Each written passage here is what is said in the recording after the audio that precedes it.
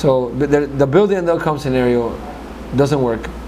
I mean, it should have been obvious, but there was so much euphoria about how everyone has mobiles, everyone needs mobile financial services. It's gonna work. It didn't.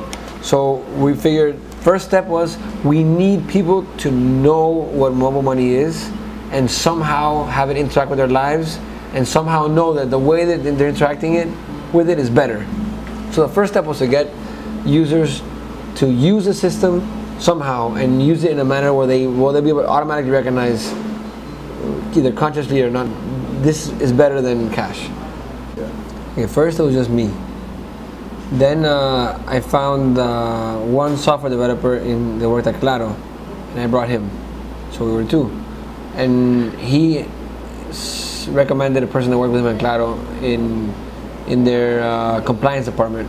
And I met him and he seemed really good. So I brought him for operations. So we were three of us.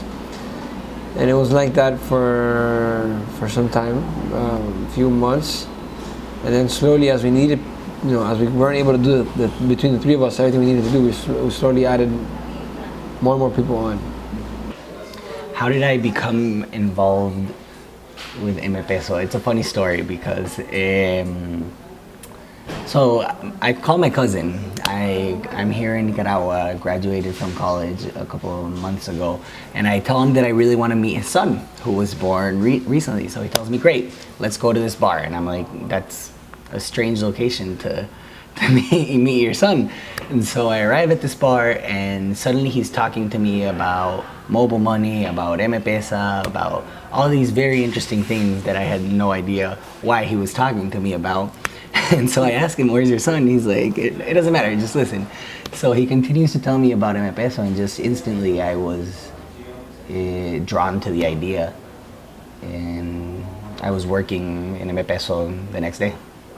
Everyone that started with us, Shadow started with us, the person, she's in charge of customer service.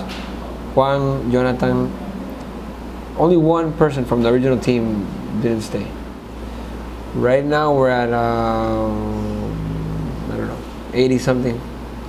At the height we were at 120, but we don't want to go back to that. That's ridiculous. Obviously we're trying to get third parties to do everything to expand the transaction model as much as possible and get third parties to do as many things as possible. We're not gonna get much smaller. We'll still grow a little bit more as a whole new products come on stream, but we won't grow very much.